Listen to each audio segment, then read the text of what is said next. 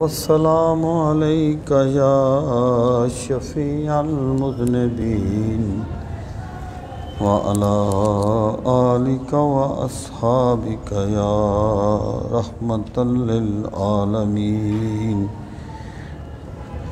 رب اشرح لي صدري ويسر لي أمري واحلل عقدة من لساني يفقهوا قولي اللهم أرنا الحق حقا وارزقنا اتباعه وأرنا الباطل باطلا وارزقنا اجتنابه اللهم أرنا الأشياء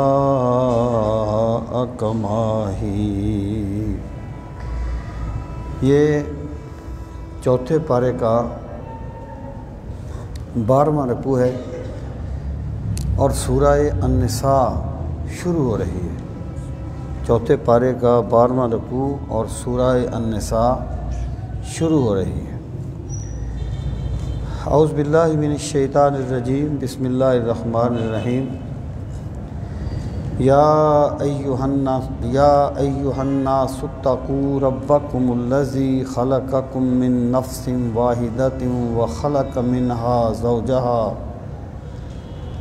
وبث منہما رجالا کثیرا ونساء واتقوا اللہ الذی تساءلون بہ والارحام ان اللہ کان علیکم رقیبا۔ یہ جو سورہ النساء ہے، نساء کا لفظ امرأتن کی جمع ہے اور امرأتن عورت کو کہتے ہیں، تو نساء کا مطلب ہو گیا عورتیں۔ یہ جو سورہ پاک ہے، اس کا جو عمود ہے یا اس کا جو تھیم جس کو آپ کہہ سکتے ہیں، وہ اصلاح معاشرہ کے لیے تعلیمات دینا ہے۔ یہ سورہ مبارکہ غزوہ بدر کے بعد نازل ہوئی، جبکہ ایک اسلامی معاشرہ تشکیل پا رہا تھا۔ تو اس سورہ مبارکہ میں اللہ تعالیٰ نے اہل ایمان کو معاشرتی اصلاح کے لیے تعلیمات دی، اور آپ جانتے ہیں کہ معاشرہ جو ہے، گھر اس کی بنیادی اکائی ہے، اور گھر کا جو مدار ہوتا ہے وہ خواتین پر ہوتا ہے۔ تو اللہ تعالیٰ نے اس سورہ مبارکہ میں خواتین یا عورتوں کے ان حقوق کو بیان فرمایا جن حقوق کو غصب کیا جاتا تھا یا جو بے راہ روی پائی جاتی تھی۔ اس کی وجہ یہ ہے کہ اگر کسی طبقے کے حقوق غصب کیے جائیں گے تو ان میں ایک لاوا پکتا رہے گا۔ معاشرے کے کمزور ترین طبقے سے کی کہ یتیموں کا حق نہ مارو۔ یتیموں کے حق کے بعد پھر عورتوں کے حقوق کا ذکر کیا، پھر ان کے متعلقہ مختلف احکام بیان فرمائے، اور پھر نظام فطرت میں مرد اور عورت کا جو کردار ہے اس کو بیان کیا، کیونکہ کوئی بھی معاشرہ اس وقت تک امن نہیں پا سکتا یا مستحکم نہیں ہو سکتا جب تک اس میں بسنے والے کمزور طبقات کو اس کے حقوق نہ دیے جائیں۔ اور پھر اسی معاشرے میں ایسے لوگ بھی بستے تھے جن کا تعلق یہود و نصارہ کے ساتھ تھا، اور کچھ ان میں سے اپنے آپ کو مسلمان بھی ظاہر کرتے تھے، تو پھر ان کا بھی تذکرہ آ گیا۔ پھر اسی مناسبت سے یہود و نصارہ کے جو غلط عقائد تھے ان کا بھی تذکرہ آ گیا، کیونکہ وہ اپنے عقائد کی بنیاد پر ہی لوگوں کو ورگلاتے تھے، اس کا بھی تذکرہ آ گیا۔ تو اس طرح یہ سورہ مبارکہ جو ہے، اس میں آپ یوں کہیے کہ بنیادی طور پر اصلاح معاشرہ جو ہے اس کی تعلیمات دی گئی ہیں، اور چونکہ عورت گھر کی بنیادی اکائی ہوتی ہے، اس لیے اس سورہ مبارکہ میں خاص جو توجہ ہے وہ عورت پر مبذول کی گئی۔ اس کا ماقبل صورت کے ساتھ جو ربط ہے وہ بڑا واضح ہے کہ ماقبل صورت کا اختتام تقویٰ کے حکم سے ہوا تھا، اور اس صورت کا آغاز تقویٰ کے حکم سے ہو رہا ہے۔ اور پھر آپ دیکھیں کہ اس میں جو کہا تھا کہ اصبروا وصابروا ورابطوا، کہ حق پر ڈٹ جاؤ، انفرادی طور پر بھی اور اجتماعی طور پر بھی۔ یہ جو استقامت ہوتی ہے، بالخصوص اجتماعی استقامت، یہ اس وقت تک نہیں ہو سکتی جب تک معاشرے میں یہ سوچ پروان نہ چڑھے۔ تو اللہ تعالیٰ نے جو انفرادی اور اجتماعی استقامت کا حکم دیا تھا، یہ سورہ مبارکہ اس استقامت کو حاصل کرنے کا ذریعہ ہے۔ اللہ تعالیٰ عالم باسرار کلامی۔ بسم اللہ الرحمن الرحیم۔ یا ایھا الناس، اے لوگو، اتقو، ڈرتے رہا کرو۔ یعنی تقویٰ جو ہے یہ کوئی ڈر یا اس معنی میں ایکچولی اس کا استعمال نہیں ہے، بلکہ وقیون کہتے ہیں محتاط رہنا، اپنے نقصان سے بچنا۔ تو اتقوا ربکم کا مطلب یہ ہے کہ ہر ایسے کام سے بچو، اوائڈ کرو جس کی وجہ سے اللہ تعالیٰ کے ناراض ہونے کا خدشہ ہو یا اللہ تعالیٰ کے ناراض ہونے کا خطرہ ہو۔ اتقوا، بچتے رہا کرو نافرمانی سے، ربکم، اپنے رب کی، یا تقویٰ، ڈرتے رہو اپنے رب سے۔ اب دیکھیں اللہ تعالیٰ نے جب اپنی فرما برداری کا حکم دیا، یعنی تقویٰ ایکچولی فرما برداری کرنا ہے کہ وہ کام نہ کرو جس سے اللہ ناراض ہوتا ہو، اور وہ کام کرو جو اللہ کو راضی کرنے والے ہوں۔ تو جب یہ حکم دیا اپنی فرما برداری کا، اب اس پر ترغیب دی کہ ڈرو اس رب کی، نہ اس ذات کی نافرمانی سے جو تمہارا رب ہے، جو تمہاری تربیت کرتا ہے، جس نے شکم مادر میں تمہیں روزی دی تھی، جو تمہیں جو بھی چیز تمہاری زندگی کے لیے ضروری ہے وہ تمہیں عطا فرماتا ہے، وہ تمہیں دیتا ہے۔ جب بندہ یہ سمجھ لے کہ اللہ تعالیٰ میرا رب ہے، میں نہیں پالتا، میرا رب مجھے پالتا ہے، خدا مجھے پالتا ہے، تو اس میں اللہ تعالیٰ کی بندگی کا ذوق پیدا ہو جاتا ہے۔ یہ ترغیب ہے، اتقوا ربکم، ڈرتے رہو اپنے رب سے۔ کون تمہارا رب؟ الذی خلقکم، الذی وہی، خلق جس نے پیدا کیا، کم تمہیں، من نفس واحدہ ایک جان سے۔ یہاں پر جو نفس ہے نا، آج کل اس کا معنی وہ جرثومہ وغیرہ کیا جاتا ہے، وہ اپنی جگہ پہ صحیح بھی ہو سکتا ہے، غلط بھی ہو سکتا ہے، لیکن جب قرآن کریم نے یہ بات کہی تھی نا من نفس واحدہ، اس وقت جرثومے کا کنسیپٹ نہیں تھا، اس وقت بڑی واضح بات تھی کہ اللہ تعالیٰ نے تمام انسانوں کو ایک انسان سے پیدا فرمایا۔ ابھی آگے میں وضاحت کرتا ہوں۔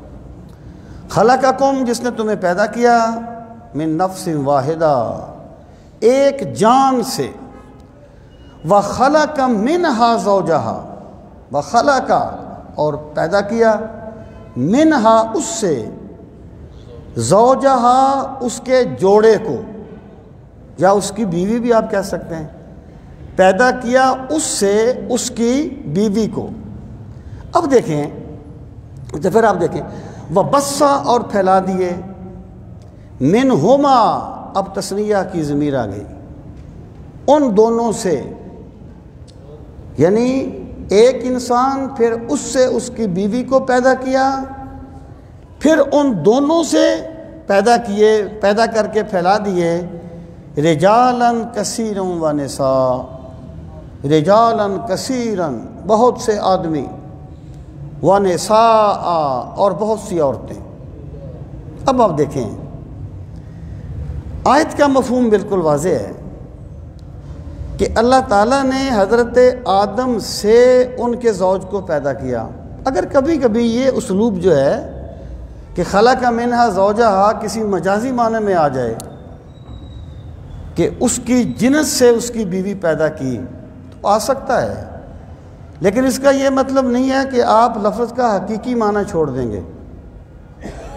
لفظ کا حقیقی معنی یہ ہے خلق منہا زوجہا، کہ وہ جو ایک جان تھی نا، اس سے اللہ تعالیٰ نے ایجاد کیا یا پیدا کیا اس کی بیوی کو۔ جیسے حدیث پاک میں آتا ہے کہ اللہ تعالیٰ نے حضرت آدم علیہ السلام کی پسلی سے حضرت حوا کو پیدا کیا۔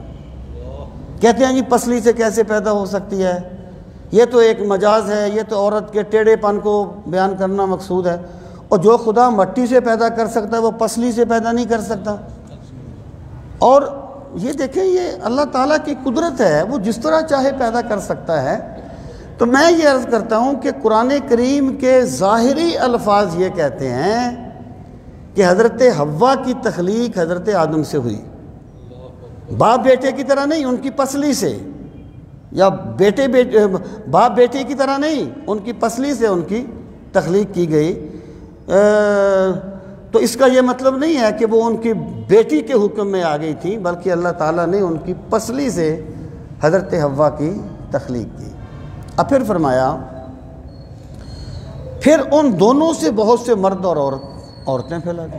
اب دیکھیں نا، اگر کوئی بندہ یہ کہے کہ حضرت حوا کی تخلیق میں حضرت آدم کی کوئی مداخلت نہیں ہے، جس طریقے سے حضرت آدم کو اللہ نے پیدا کیا اسی طریقے سے حضرت حوا کو پیدا کیا، تو پھر قرآن کے یہ لفظ کدھر جائیں گے؟ خلقکم من نفس واحدہ، جس نے تمہیں ایک جان سے پیدا کیا۔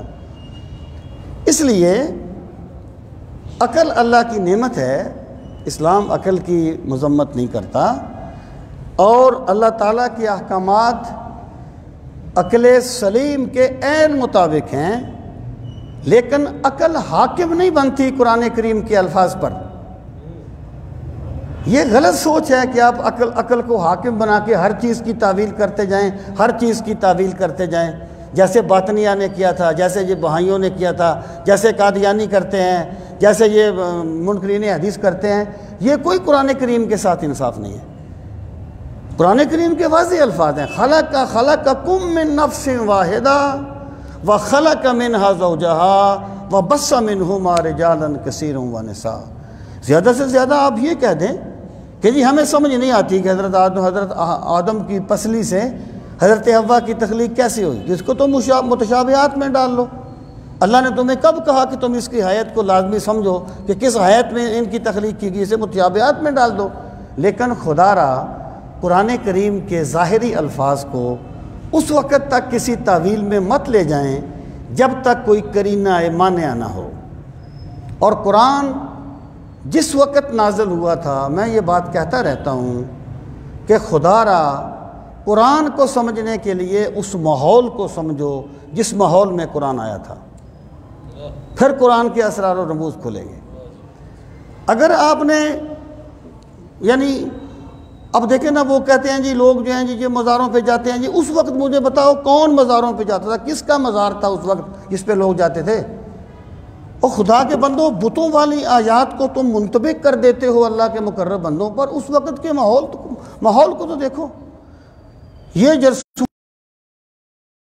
بھی تو آج کل کی ایجادات ہیں یار۔ سائنس کا کیا ہے؟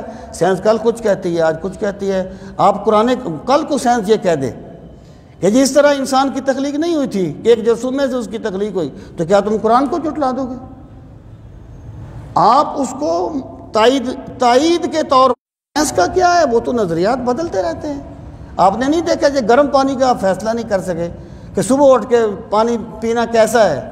ہم بچپن سے سنتے ہیں جی بڑا فائدہ مند ہے، اب کہتے ہیں جی بڑا نقصان دہ ہے، کبھی کچھ کہتے ہیں کبھی کچھ کہتے ہیں۔ یہ اس میں کیوں ان بھولیوں میں اپنے آپ کو بندہ ڈالے؟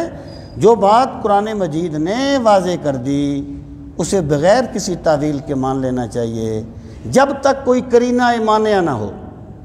اگر کسی حدیث پاک میں ذکر آ جائے نا، یا قرآن کریم کی کسی آیت میں آ جائے کہ جی حضرت حوا کی تخلیق الگ ہوئی تھی، تو پھر ہم اس آیت کی کوئی تعویل کریں گے۔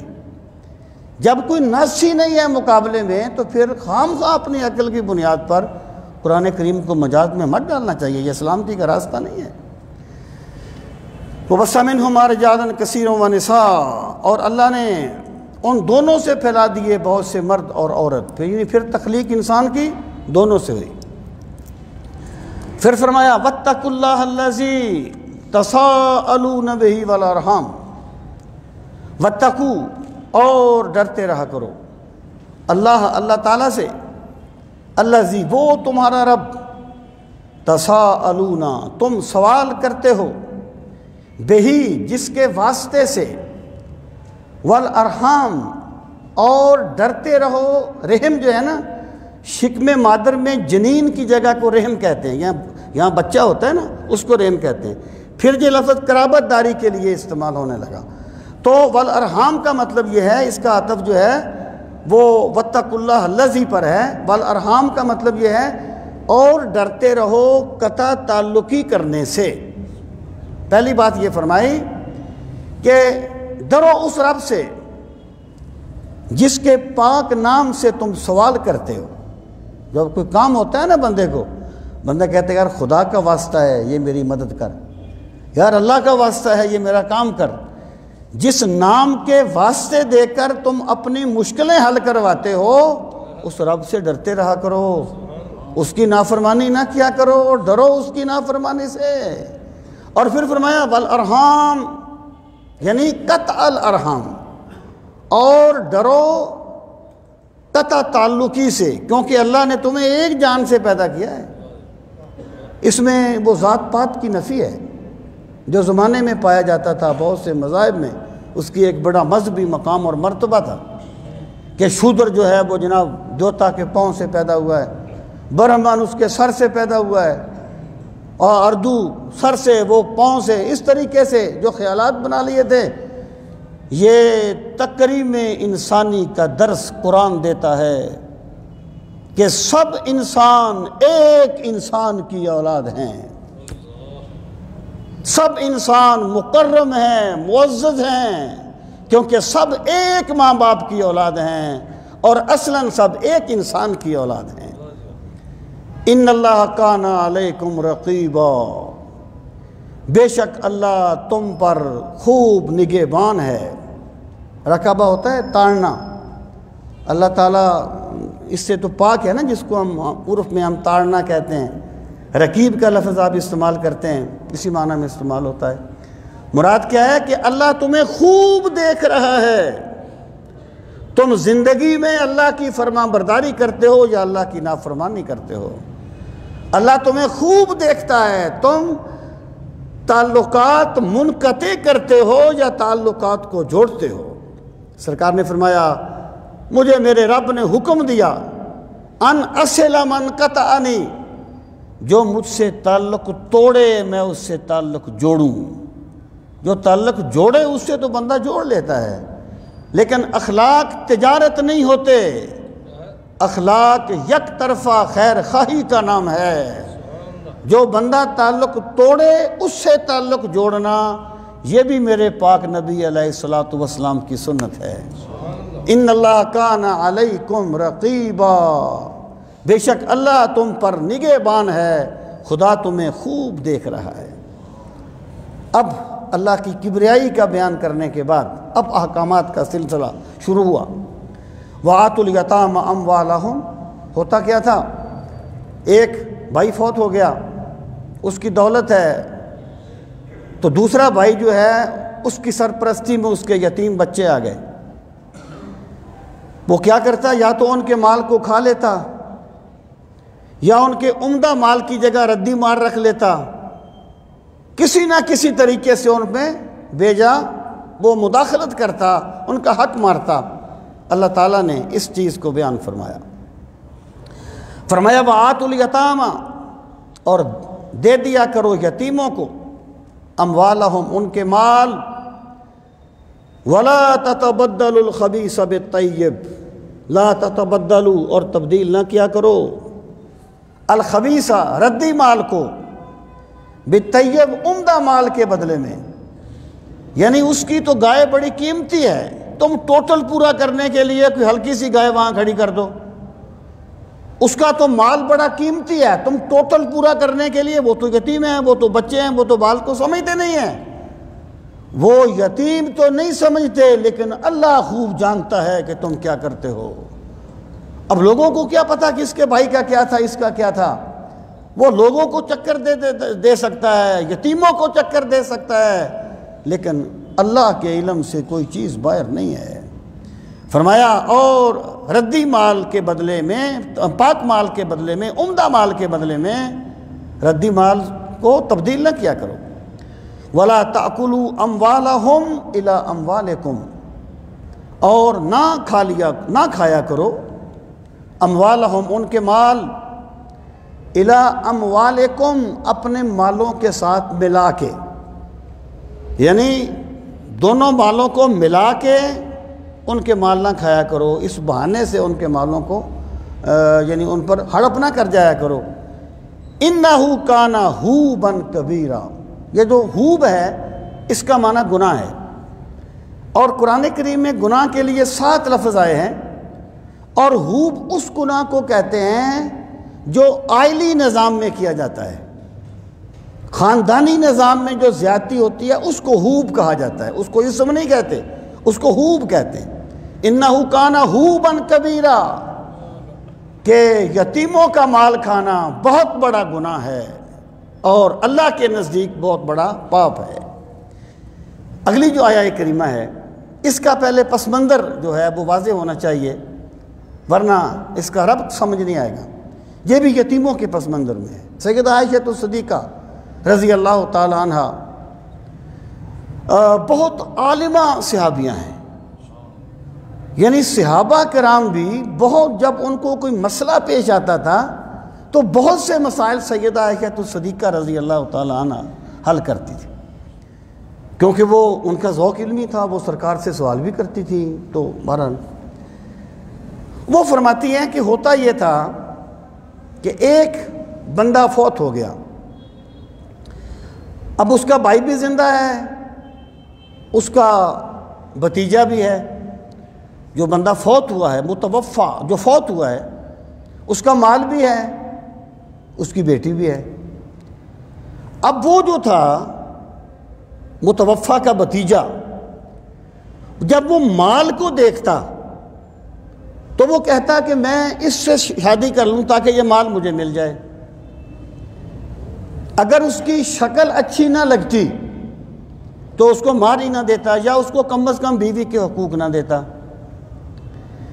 یا یہ ہے کہ وہ اس کے ساتھ شادی کر لیتا لیکن مال پہ خود قبضہ کر لیتا. تو اللہ پاک نے اس پس منظر میں فرمایا، دیکھیں نا، بندہ برابری کا ہو نا تو اپنا حق لینا جانتا ہے. جب برابری کا بندہ ہو نا اپنا حق لینا جانتا ہے. جب ایک بے بس ہے، آپ دیکھیں جو بچہ یا بچی کسی کے گھر میں پلتا ہے وہ تو ویسے ہی ان کا ممنون ہوتا ہے، وہ تو ان کے سامنے بات ہی نہیں کر سکتا اخلاقی طور پر بھی. اس بندے کو چاہیے جو بندہ اس کے سامنے بالکل بے بس ہو گیا ہے، اس کے حقوق اس ذات سے ڈرتے ہوئے ادا کرے جس کے سامنے وہ بالکل بے بس ہے، اور وہ میرے رب کی ذات ہے. اللہ رب العزت نے ارشاد فرمایا، یہ ہے، یہ اس کا پس منظر ہے. اب فرمایا ان خفتم، اگر تمہیں خوف ہو، اللہ تقسطوا فی الیتامی، اللہ ان لا تقسطوا، کہ تم انصاف نہیں کر سکو گے، فی الیتامی یتیموں میں. پھر کیا ہے؟ فنکحو پس نکاح کرو، ما تابا جو بھلی لگیں، لکم تمہیں، من النساء عورتوں سے، ان یتیموں سے نکاح نہ کرو کیونکہ تم ان کے حقوق ادا نہیں کر سکتے، ان یتیموں سے نکاح نہ کرو اگر تم کیونکہ تم ان کے حقوق ادا نہیں کرتے، دوسری عورتوں سے نکاح کرو دو ما طاب لکم جو تمہیں بھلی لگیں، من النساء عورتوں سے۔ اچھا یہاں پر میں یہ بات عرض کر دوں، اسلام کا دین جو ہے نا یہ بہت فطرت پر قائم ہے۔ اسلام یہ کہتا ہے کہ جس سے نکاح کرنا ہو اسے ایک نظر دیکھا جا سکتا ہے، اس کے بارے میں معلومات لی جا سکتی ہیں، لیکن جو یعنی اس سے بڑھ کر جو مغربی معاشروں میں پایا جاتا ہے اس کا کوئی کنسپٹ اسلام میں نہیں ہے۔ اور دوسری بات یہ ہے والدین کو چاہیے کہ بچوں کا رشتہ کرتے ہوئے اپنے تعلقات نبھانے سے زیادہ بچوں کے مستقبل کا خیال رکھیں۔ یعنی والد سمجھتا ہے کہ یہ میرا بھتیجا ہے، یہ میرا بھانجا ہے، نشہ کرتا ہے، کام کوئی کرتا نہیں ہے، وہ کہتا ہے اس کی بہن نے اس سے رشتہ مانگ لیا ہے، جو بھائی نے رشتہ مانگ لیا ہے۔ اب وہ کہتا ہے کہ اگر میں اس کو رشتہ نہ دوں تو میری بہن ناراض ہو جائے گی، میرا بھائی ناراض ہو جائے گا۔ اس کو کوئی حق نہیں ہے کہ اپنے رشتے بچانے کے لیے اپنی اولاد کا مستقبل تباہ کرے، اپنی طرف سے وہ ان کی بہتری کرے، پھر میرا خدا جانتا ہے کیا ہونا ہے، یہ اللہ تعالیٰ کے اپنی طرف سے بندہ پوری کوشش کرے اور اپنے تعلقات سے زیادہ اپنی اولاد کے مستقبل کو دیکھے، ان کی اخلاقیات کو دیکھے اور ان کے دین کو دیکھے۔ تو ارشاد فرمایا جو تمہیں بھلی لگے نکاح کر لو، مسنا دو دو سے، وثلاثا اور تین تین سے، ورباع اور چار چار سے، یعنی تم ایک سے نکاح کر لو، دو سے کر لو، تین سے کر لو، چار سے کر لو، لیکن ان یتیم بچیوں سے نہ کرو جن کا تم حق ادا نہیں کر سکتے، جن پر تم زیادتی کرتے ہو۔ فَإِنْ خِفْتُمْ پس اگر تمہیں خوف ہو، اللہ تعدلوا کہ تم عدل نہیں کر سکو گے، فواحدہ پھر ایک سے نکاح کرو۔ دیکھیں یہ معاشرے ہوتے ہیں، عرب معاشروں میں ایک سے زیادہ شادی کرنے کوئی عیب نہیں ہے۔ ہمارے ہاں دوسری شادی ایک خاص پس منظر میں کی جاتی ہے، اللہ ماشاءاللہ، کسی کی مجبوری بھی ہو سکتی ہے، یعنی کسی کی مجبوری بھی ہو سکتی ہے، لیکن عموماً جب بندے کے پاس زیادہ پیسہ آتا ہے تو وہ دوسری شادی کرتا ہے۔ اور ہمارے ہاں یہ پایا جاتا ہے اللہ ماشاءاللہ کہ جب دوسری شادی ہو جائے تو سارے حقوق دوسری بیوی کے ہوتے ہیں۔ جس بندے کو یہاں پر قرآن یاد آ جاتا ہے کہ قرآن نے مجھے اجازت دی ہے کہ 4 شادیاں کر سکتے ہو، اس کو اگلی آیت کیوں نہیں یاد آتی؟ فَإِنْ خِفْتُمْ أَلَّا تَعْدِلُوا فَوَاحِدًا اگر تم یہ ڈر جاؤ تم انصاف نہیں کر سکو گے، پھر تم ایک سے انصاف کرو، ایک سے نکاح کرو۔ اب دیکھیں یہاں پر جس عدل کا حکم ہے وہ فطرت کے خلاف نہیں ہے، یعنی عدل تو کہتے ہیں برابری کو۔ اب ایک بندہ 2 بندوں میں برابر قلبی رجحان نہیں رکھ سکتا۔ قرآن کریم نے کہا کہ وَلَن تَسْتَطِيعُوا أَن تَعْدِلُوا بَيْنَ النِّسَاءِ وَلَوْ حَرَصْتُمْ کہ تم جتنی بھی کوشش کر لو تم 2-3 بیویوں کے درمیان انصاف نہیں کر سکو گے۔ اس کا نتیجہ یہ نہیں نکلا کہ پہلے کہا نکاح کرو اگر عدل کر سکو، پھر کہا تم عدل نہیں کر سکو گے، پس نتیجہ کیا نکلا کہ دوسرے نکاح کی اجازت نہیں ہے۔ یہ غلط استدلال ہے۔ اللہ تعالیٰ نے فرمایا اس کے بعد وَلَن تَسْتَطِيعُوا أَن تَعْدِلُوا بَيْنَ النِّسَاءِ وَلَوْ حَرَصْتُمْ فَلَا تَمِيلُوا كُلَّ الْمَيْلِ فَتَذَرُوا مُعَلَّقًا اگر تم ایک سے زیادہ نکاح کرو اس طرح نہ کرو کہ ایک طرف بالکل جھک جاؤ اور دوسری درمیان میں لٹکتی رہے، یعنی قلبی رجحان تو تمہارے بس میں نہیں ہے لیکن معاشرتی تعلقات تو تمہارے بس میں ہیں، وقت تو تمہارے بس میں ہے، قلبی رجحان اس کا تمہیں مکلف بھی نہیں کیا جاتا، لیکن تم نے معاملات سب کے ساتھ برابر کے رکھنے ہیں، یہ نہ ہو کہ تمہاری ساری توجہ ایک پہ ہو جائے اور دوسری جو ہے وہ درمیان میں لٹکتی رہے۔ اب دیکھیں رسول کریم صلی اللہ تعالیٰ علیہ وآلہ وسلم آپ کی ازواج مطہرات ہیں۔ سیدہ عائشہ رضی اللہ تعالیٰ عنہا کے ساتھ آپ کا بہت زیادہ قلبی لگاؤ تھا، لیکن جب سرکار جہاد کے لیے جاتے تھے تو وقت بھی آپ نے تقسیم کیا ہوا تھا، وقت بھی تقسیم تھا، اور جب جہاد کے لیے جاتے تھے تو قرہ اندازی کرتے تھے۔ اب قرہ اندازی پہ کسی کو کوئی اعتراض نہیں ہے کہ قرہ نکلا، جس کے نام نکل گئی وہ چلی گئی، باقیوں کو کوئی اعتراض نہیں ہے۔ تو بھائی رسول کریم صلی اللہ تعالیٰ علیہ وسلم نے اور دین نے ہمیں یہ حکم دیا ہے کہ اگر ایک سے زائد بیویاں ہوں تو ان کے درمیان انصاف کرو۔ روایت میں آتا ہے ورنہ وہ قیامت کے دن فالج زدہ ہو کے اٹھایا جائے گا کہ اس نے ایک بیوی کا حق مارا تھا، اللہ اس کے بدن کے حصے مار کے اسے اٹھائے گا۔ یہ کوئی چھوٹا جرم نہیں ہے، یہ اس بندے نے حق غصب کیا ہے ایک بیوی کا۔ تو اللہ پاک نے فرمایا اللہ تعدلوا فواحدہ، اگر تم انصاف نہ کر سکو تو پھر صرف ایک سے شادی کرو، ایک سے نکاح کرو۔ او ما ملکت ایمانکم، او یا ما جو کچھ ملکت مالک ہو گئے، ایمانکم تمہارے ہاتھ، تمہارے دائیں ہاتھ، اس سے مراد ہے لونڈیاں۔ اس وقت لونڈیاں تھیں، اب نہیں ہیں، اس لیے اب یہ حکم اس وقت اس کا انطباق نہیں ہے۔ ممکن ہے کوئی پھر ایسا دور آ جائے، پھر لونڈیاں شروع ہو جائیں، پھر اس کا انطباق ہو جائے گا۔ مراد یہ ہے کہ انقضاء شہوت کے لیے قرآن کریم نے یا یعنی نکاح اور یا لونڈی دو صورتیں رکھی، اس کے سوا کوئی دوسری صورت نہیں ہے۔ کوئی متع، کوئی جو نئی نئی اصطلاحیں بولی جاتی ہیں ان کا کوئی تصور نہیں ہے اسلام میں۔ اور الاستمناء بالید حرام ہے، اسی لیے حرام ہے۔ اللہ پاک نے یہ فرمایا کہ دو صورتیں ہیں تمہارے پاس، یا نکاح یا لونڈی، اس کے سوا کوئی تیسری صورت نہیں ہے۔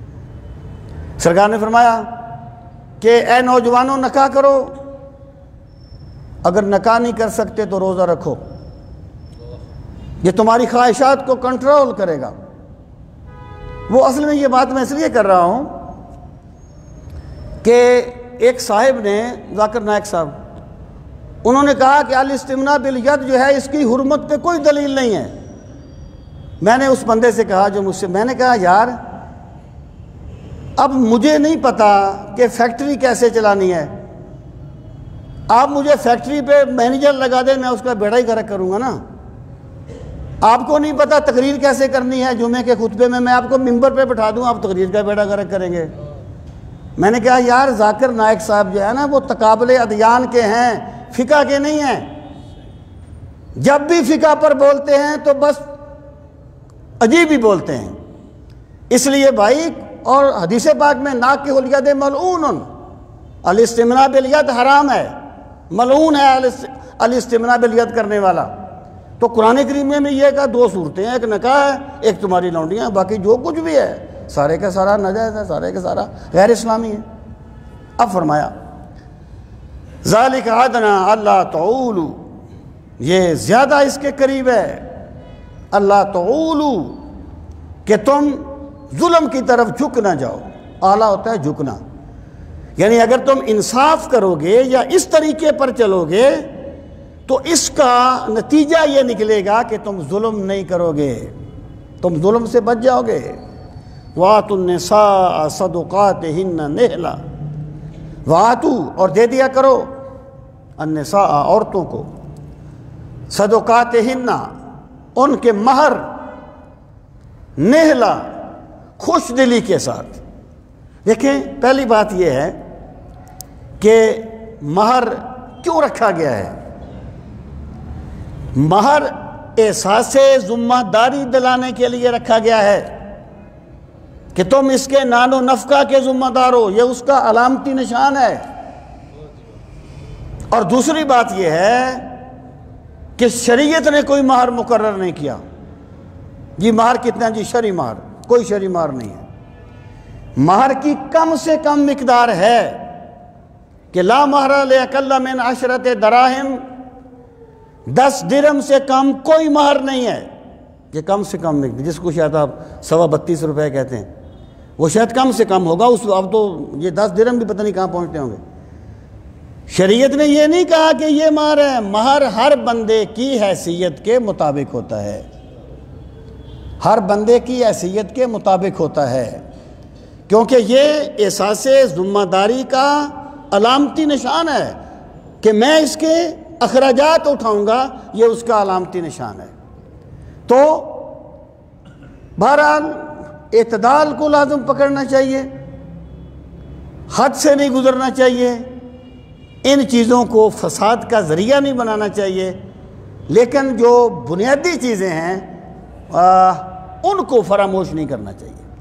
اللہ پاک نے فرمایا وَآتُوا النِّسَاءَ صَدُقَاتِهِنَّ نِحْلًا، عورتوں کو ان کے مہر دے دیا کرو خوش دلی کے ساتھ، کیونکہ وہ مہر نہیں دیتے تھے نا، وہ میرے دست نگر ہے، تو کیا ہے، بندہ تو اپنے مقابلے کے بندے سے معاملات کرتا ہے، جو بالکل دست نگر ہے اس سے وہ کیا معاملات کرے گا۔ وَآتُوا النِّسَاءَ صَدُقَاتِهِنَّ نِحْلًا فَإِن طِبْنَ لَكُمْ، اگر وہ تمہیں دے دیں خوشی سے کوئی چیز، عن شیء کوئی چیز، منہ اس سے، نفساً کوئی، یعنی یہ بھی شے کے معنی میں ہے، اگر وہ تمہیں اپنی خوشی سے کوئی چیز دے دیں، فَكُلُوهُ پس تم اسے کھاؤ، ہنیئاً خوش دلی کے ساتھ، مریہ اور یعنی بڑی عمدگی کے ساتھ۔ مراد یہ ہے کہ اگر دیکھیں مہر مقرر کر دیا گیا عورت کا، اب عورت نے مہر معاف کر دیا یا واپس کر دیا، ہمارے یہاں یہ چیز بھی پائی جاتی ہے کہ اگر عورت مہر واپس کر دے تو اسے مرد استعمال نہیں کر سکتا، کہتے ہیں کہ صدقہ کرو، صدقہ کرنا بہتر ہے، اگر کرنا ہے تو کر دے کوئی، لیکن یہ شریعت کا حکم نہیں ہے، اسلام نے نہیں کہا صدقہ کرو، یہاں پر امر کا صیغہ وجوب کے لیے نہیں ہے، جواز کے لیے ہے، کہ اگر عورت مہر واپس کر دے تم اسے کھا سکتے ہو، ہنی یا مری یا بغیر کسی رکاوٹ کے اور بغیر کسی روک ٹوک کے، کہ یہ نہ سوچو کہ پتہ نہیں میں صحیح کر رہا ہوں یا غلط کر رہا ہوں، اللہ پاک نے تمہیں اس کی اجازت دی ہے۔ اب پھر فرمایا وَلَا تُؤْتُوا السُّفَهَاءَ أَمْوَالَكُمْ الَّتِي جَعَلَ اللَّهُ لَكُمْ قِيَامًا وَارْزُقُوهُمْ فِيهَا وَاكْسُوهُمْ وَقُولُوا لَهُمْ قَوْلًا مَّعْرُوفًا۔ وَلَا تُؤْتُوا السُّفَهَاءَ، یہ صفی کی جمع ہے، صفی کا معنی ویسے بیوقوف ہوتا ہے، تو یہاں پر یہ نابالغ بچے سے ہم کہتے ہیں کہ نابالغ ہے، نادان ہے، نادان بچہ کہتے ہیں نا نابالغ کو، اس معنی میں ہے، ان کی تحقیر مقصود نہیں ہے یہاں پر۔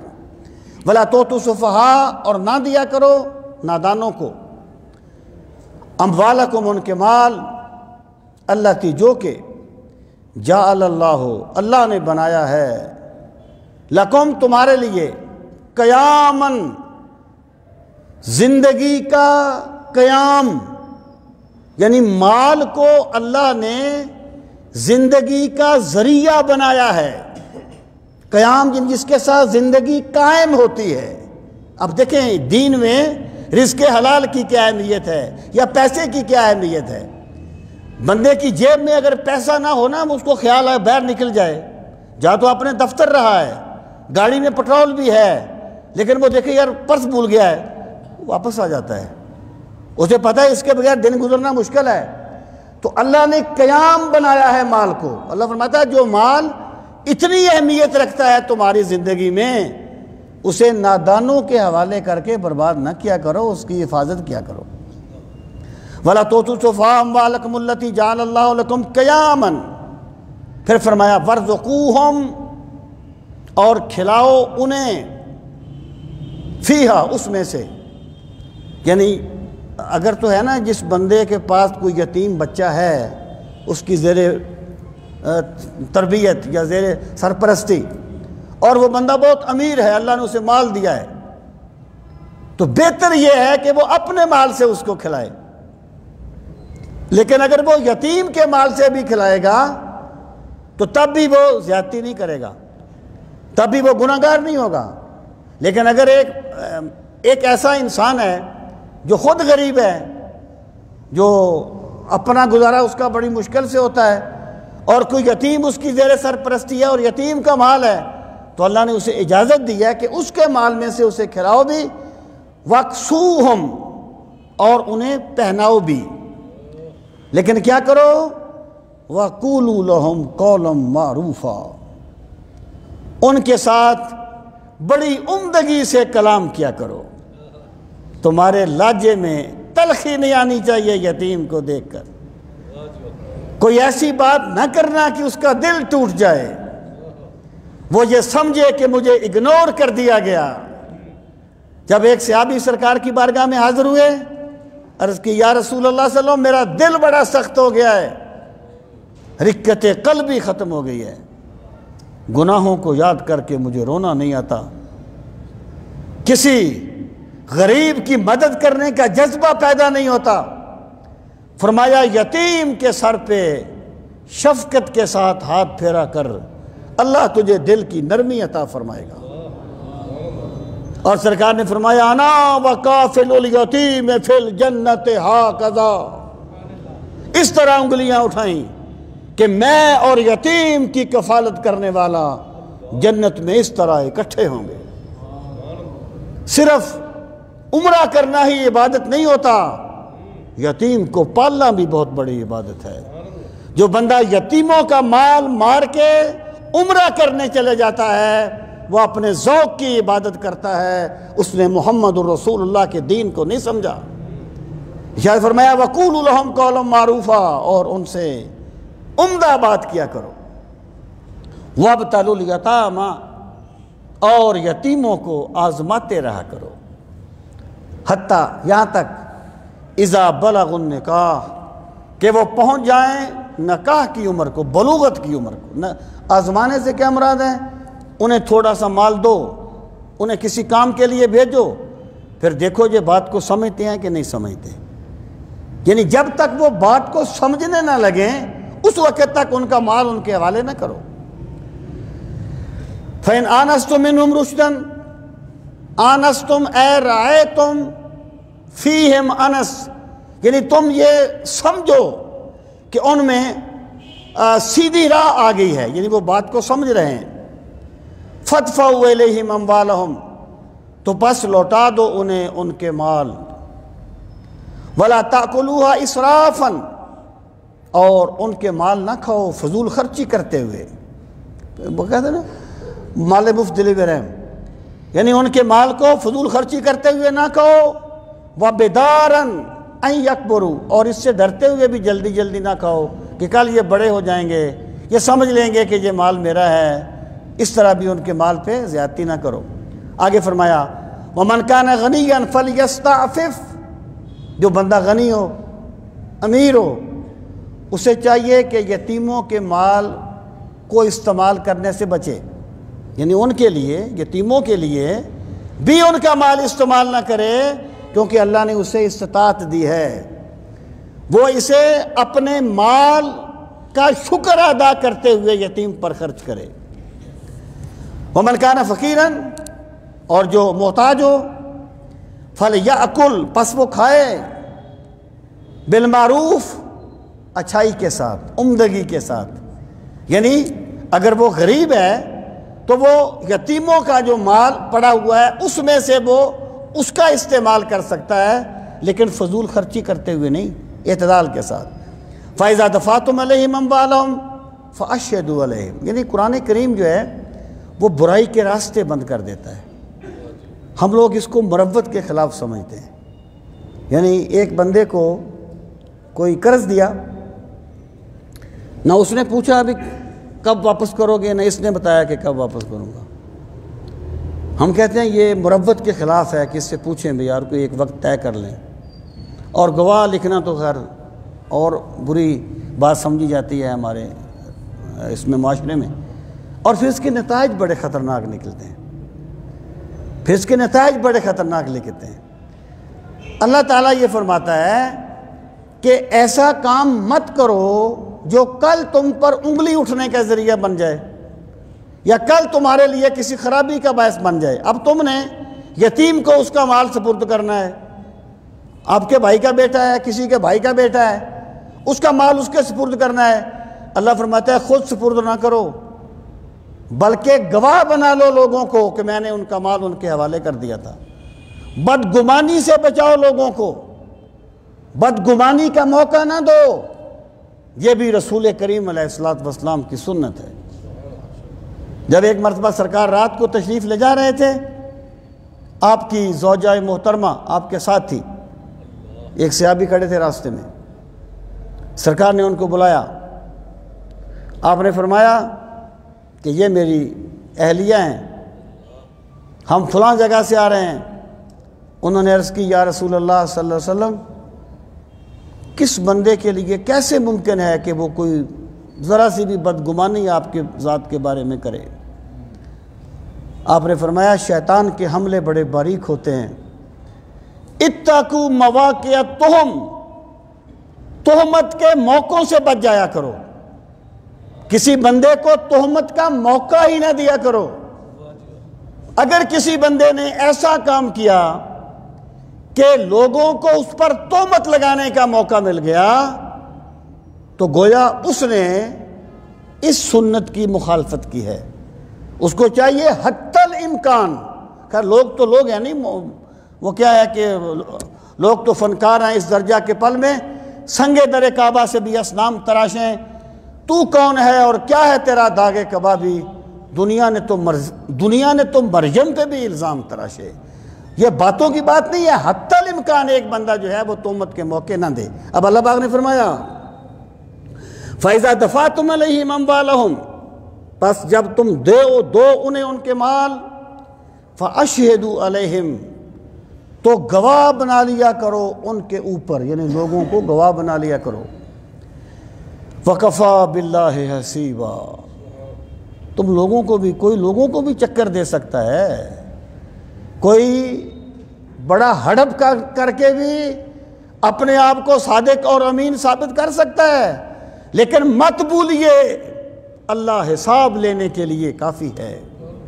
وَكَفَى بِاللَّهِ حَسِيبًا، اللہ حساب لینے کے لیے کافی ہے۔ لِلرِّجَالِ نَصِيبٌ مِّمَّا تَرَكَ الْوَالِدَانِ وَالْأَقْرَبُونَ، اب عورتوں کو وہ حق دیا جو اس وقت پوری دنیا میں کسی کو نہیں ملتا تھا، کسی تہذیب میں نہیں تھا کہ عورت کو بھی کوئی میراث میں سے حق ملے گا۔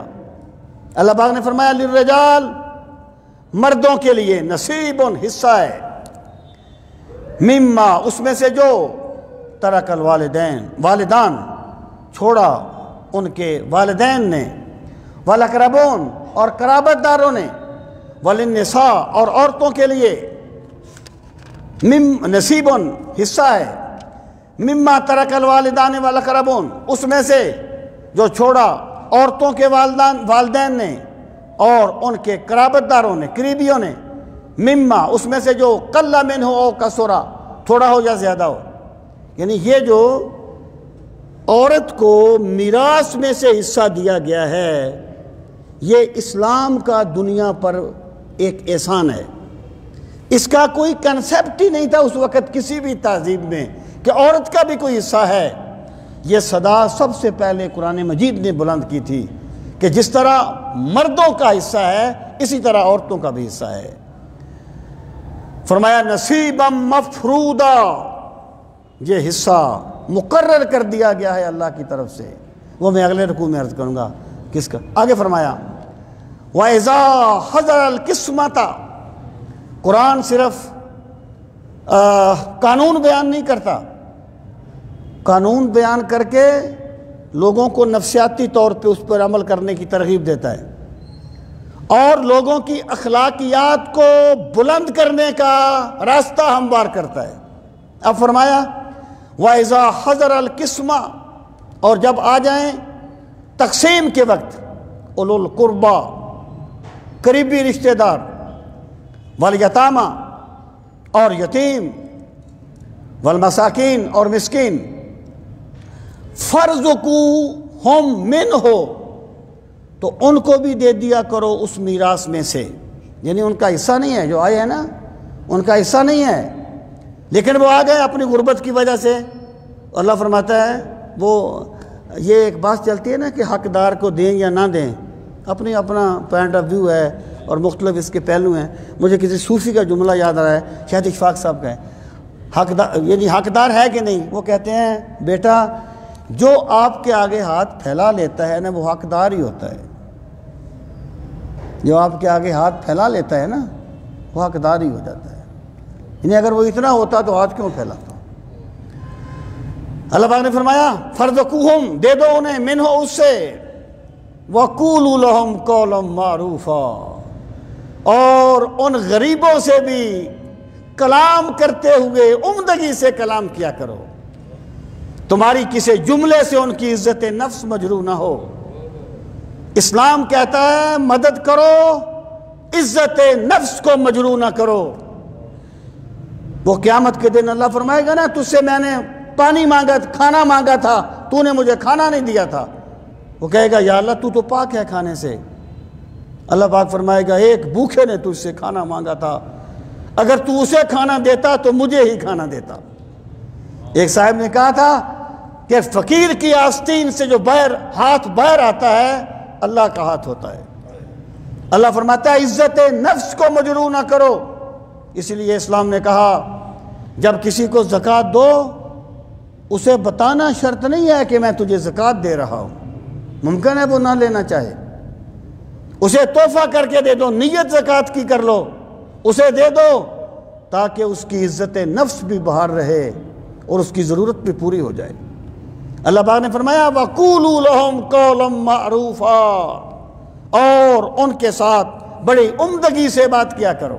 آگے فرمایا وَلْيَخْشَ الَّذِينَ لَوْ تَرَكُوا مِنْ خَلْفِهِمْ ذُرِّيَّةً ضِعَافًا خَافُوا عَلَيْهِمْ فَلْيَتَّقُوا اللَّهَ وَلْيَقُولُوا قَوْلًا سَدِيدًا، یعنی جو لوگ یتیموں کے ساتھ اچھا سلوک نہیں کرتے یا ان کے رویے بدل جاتے ہیں یا وہ ان کا حق مارتے ہیں، اب فرمایا لوگو خود سوچو اگر تم مر جاؤ اور تمہارے چھوٹے چھوٹے بچے ہوں اور وہ کسی کے دستے نگر ہو جائیں، تم اپنے بچوں کے بارے میں کیا توقع کرو گے؟ جو اپنے بچوں کے بارے میں تم چاہتے ہو کسی کے بچوں کے ساتھ بھی وہی کیا کرو۔ کبھی بھول کر کسی سے نہ کرو سلوک ایسا، کوئی تیرے ساتھ کرتا تجھے ناگوار ہوتا۔ سرکار نے تو ایمان کی علامت ہی یہ بتائی ہے کہ لا یؤمن احدکم حتی یحب لاخیہ ما یحب لنفسہ، تم میں سے کوئی شخص اس وقت تک مومن نہیں ہو سکتا جب تک وہ اپنے بھائی کے لیے وہی نہ چاہے جو اپنے لیے چاہتا ہے۔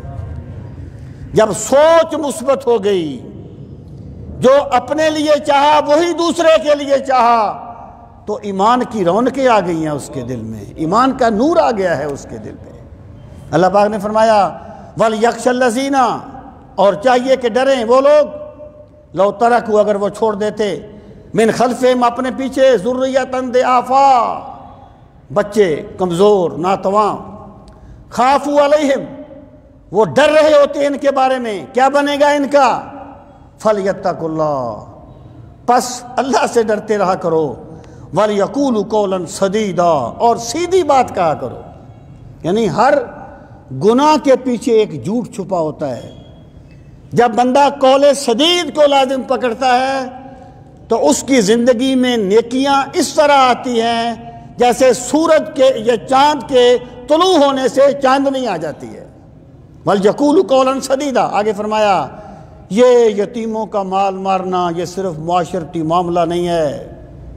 بندہ یہ نہ کہے میں نے کسی یتیم کا مال مارا تو لوگ مجھے برا کہیں گے، بس 1.5 سال۔ جب تم نے یتیموں کا مال مارا تو جس نے یتیموں کا مال کھایا اس نے اپنے پیٹ میں آگ بھری ہے، اس نے مال نہیں بھرا۔ ان الذین یاکلون اموال الیتامی، بے شک وہ لوگ جو یتیموں کا مال کھاتے ہیں ظلم کرتے ہوئے، انما یاکلون فی بطونہم نارا، فقط، انما کا معنی فقط، صرف، یاکلون وہ کھاتے ہیں، فی بطونہم اپنے پیٹوں میں، نارن آگ، وہ اپنے پیٹوں میں آگ بھرتے ہیں۔ اسی کو ایمان کہا جاتا ہے۔ جلتی ہوئی آگ کو دیکھ کے مان لینا کہ یہ آگ ہے ایمان نہیں ہے۔ سرکار نے فرمایا جب دو بندے آپ کے پاس جھگڑتے ہوئے آئے، آپ نے فرمایا قاضی نے فیصلہ گواہیوں پر کرنا ہوتا ہے۔ ممکن ہے کوئی بندہ بہت اچھا بولنے والا ہو، نہ حق کو بھی حق نہ اپنا حق ثابت کر دے، کوئی بول نہ سکتا ہو، حق کو بھی حق ثابت نہ کر سکے، لیکن اگر کسی نے کسی کے ناجائز مال پہ قبضہ کیا تو اس نے دوزخ کے انگارے اکٹھے کیے ہیں۔ جب یہ سنا دونوں کہنے لگے یا رسول اللہ صلی اللہ علیہ وسلم یہ مال اس کو دے دو، وہ کہتا ہے اس کو دے دو۔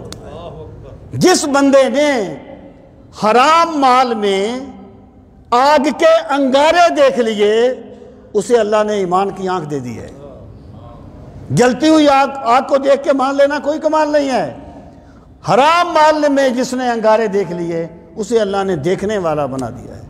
جو یتیموں کا مال کھاتا ہے وہ اپنے پیٹ میں آگ بھرتے ہیں، وَسَيَصْلَوْنَ سَعِيرًا، اور ان قریب بھڑکتی ہوئی آگ میں داخل کر دیے جائیں گے۔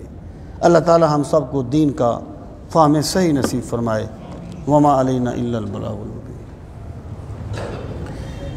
الحمدللہ رب العالمین والعاقبۃ للمتقین، الصلاۃ والسلام علی سید المرسلین وعلی آلہ واصحابہ اجمعین۔ ربنا آتنا فی الدنیا حسنۃ وفی الآخرۃ حسنۃ وقنا عذاب النار۔ ربنا لا تزغ قلوبنا بعد اذ ہدیتنا وہب لنا من لدنک رحمہ انک انت الوہاب۔ یا ارحم الراحمین، ہم سب کی حاضری اپنی بارگاہ عالی میں قبول و منظور فرما۔ پروردگار عالم ہمیں قرآن کریم کے ساتھ زندہ تعلق قائم کرنے کی سعادت نصیب فرما۔ میرے مالک ہمیں قرآن کریم کی تلاوت کا ذوق نصیب فرما، ہمیں قرآن کریم کی تلاوت کی حلاوت نصیب فرما۔ پروردگار عالم اپنی بے پناہ رحمتوں کا واسطہ قرآن مجید کو سمجھنے کے لیے ہمارے سینوں کو کشادہ فرما۔ یا اکرم الاکرمین، قرآن مجید کے انوار و تجلیات کا واسطہ ہمارے تاریک دلوں کو منور فرما۔ میرے مالک ہماری قبروں کو منور فرمانا، ہمیں قیامت کی تاریکیوں میں بھی قرآن مجید کا نور نصیب فرمانا، قرآن مجید کی شفاعت نصیب فرمانا۔ یا اکرم الاکرمین، اپنے پاک نبی علیہ الصلاۃ والسلام کی ذات بابرکات کا واسطہ میرے مالک ہمیں اپنی بندگی کا ذوق نصیب فرما، ہمیں اپنی یاد میں رونے والی آنکھ نصیب فرما، اپنی محبت میں تڑپنے والا دل نصیب فرما۔ میرے مالک ہمیں آہ سحر گاہی کی لذت نصیب فرما۔ یا اکرم الاکرمین، جو تیرے بندے تیری پاک کتاب کی محبت میں وقت دیتے ہیں، میرے مالک ان کے وقت میں برکتیں عطا فرما، ان کے جان مال میں برکتیں عطا فرما، ان کے کاروبار میں برکتیں عطا فرما۔ ربنا تقبل منا انک انت السمیع العلیم وتب علینا انک انت التواب الرحیم۔ وصلی اللہ تعالی علی خیر خلقہ ونور عرشہ وزینت فرشہ محمد وعلی آلہ واصحابہ اجمعین، آمین برحمتک یا ارحم الراحمین۔ اللہ پاک سب کو جزائے خیر دے جی، آپ نے وقت دیا، جزاکم اللہ واحسن الجزا۔